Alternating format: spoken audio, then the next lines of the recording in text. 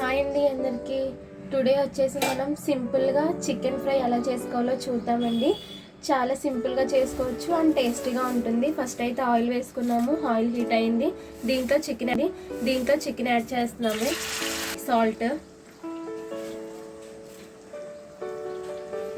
Salt add చేసుకున్న తర్వాత ఒక 5 మినిట్స్ అలా మగ్గనిద్దామండి. చికెన్ అనేది బాగా మగ్గాలి. సాల్ట్ వేసుకున్న తర్వాత కరివేపాకు కూడా వేసుకుందామండి. దీంట్లో ఇప్పుడు మనం అల్లం వెల్లుల్లిపాయ పేస్ట్ వేసుకుందాము.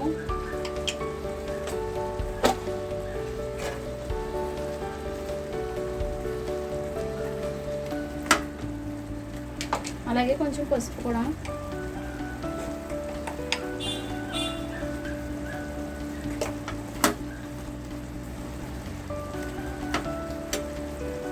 కొద్దిసేపు మగ్గనిద్దాము. చికెన్లో వాటర్ అంతా ఎగిరిపోయిందండి.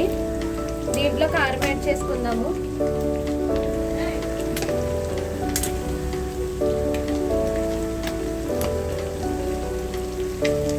కారం యాడ్ చేసుకుని ఒక 5 మినిట్స్ ఫ్రై చేసుకుందాము. కారం వేసుకున్న తర్వాత ఒక 5 మినిట్స్ అయిన తర్వాత గరం మసాలా అయితే వేసుకుందామండి. ధనియాలు, జీలకర్ర, దాల్చిన చెక్క, లవంగాలు ఇవైతే దంచి పొడి చేసుకున్నవి. ఒక 2 మినిట్స్ ఫ్రై చేద్దాము. ఫైనల్గా మనం ఇప్పుడైతే ఇందులో కొత్తిమీర అయితే వేసుకున్నాము.